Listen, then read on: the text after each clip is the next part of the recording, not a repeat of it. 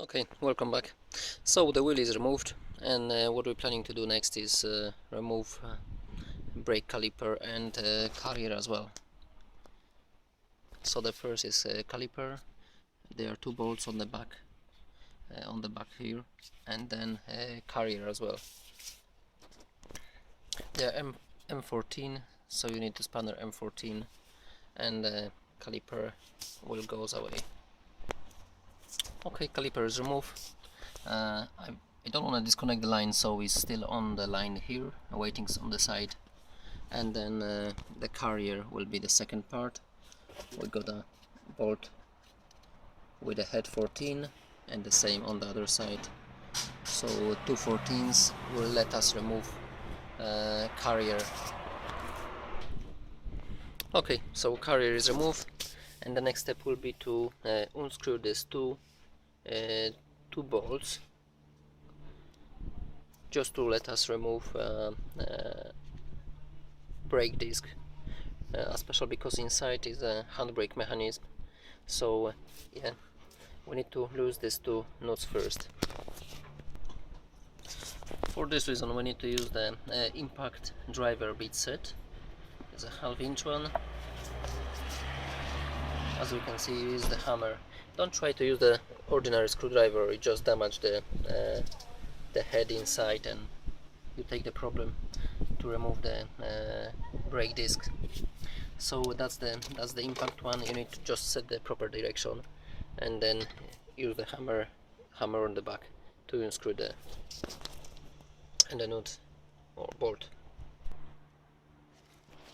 Okay, so these two bolts was removed, and now the next step, before we try to move away brake disc, we need to remove this small rubber and found the adjusting nut inside of the handbrake mechanism. There is a special place when you can put flat screwdriver and just unscrew the nut which is inside there, just to give the brake shoe release effect, and then that's take the tension out from inside of the system, just to let us remove brake disc. Okay, so this plug is removed, and with the small light I'm looking inside just to find the correct bit to move away. That's the one which is inside there. With a torch, which I'm probably unable to show you.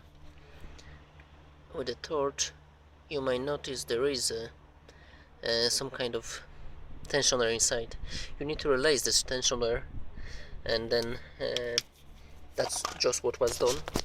And then you notice the disc will start to moving much easier. The next step will be just to give a little lubrication. That's penetrating stuff just around here, and then maybe tap with the hammer, with the soft hammer, just to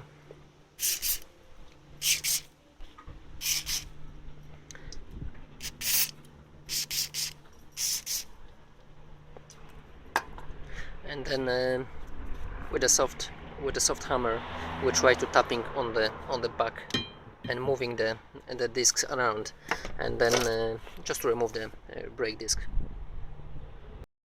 Okay, so the brake disc is removed. As we can see, it's still in fairly good condition, so we'll back to the place. That's the handbrake mechanism. So as we can see, there are two springs on the top, these two, and there is an adjusting nut on the bottom. That's the one which we need to adjust with a screwdriver over the hole in the disc to release or adjust handbrake. We got a good opportunity to check the bearing if they are still in a healthy, good condition, and of course the brake pads itself.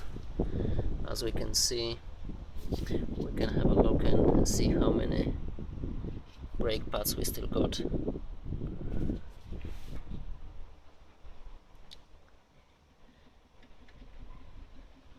everything will be clear, and we got a good access as well to see all the other parts.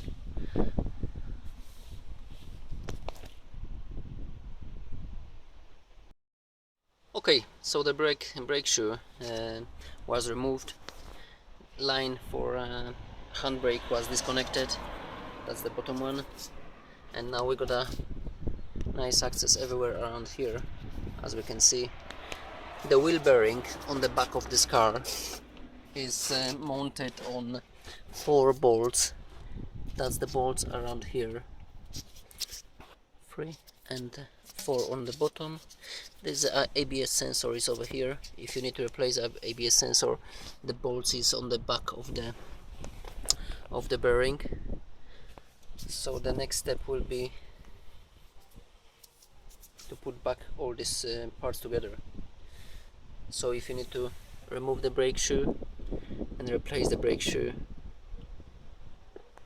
that's the condition which you need to come to. It's good to look for if you can unscrew all these ones. Okay, the contact points for a brake shoe, there are few of them, as we can see here, so that should be slightly lubricated with the proper grease. We got a few of them around here, 3 on the front and another 3 on the back. We need to give a little lubrication here. I would say the copper grease will be perfect, and just a sensible quantity. We don't want a grease to come in contact with the brake shoe, and then efficiency of brakes, handbrake will be very poor with this, so we need to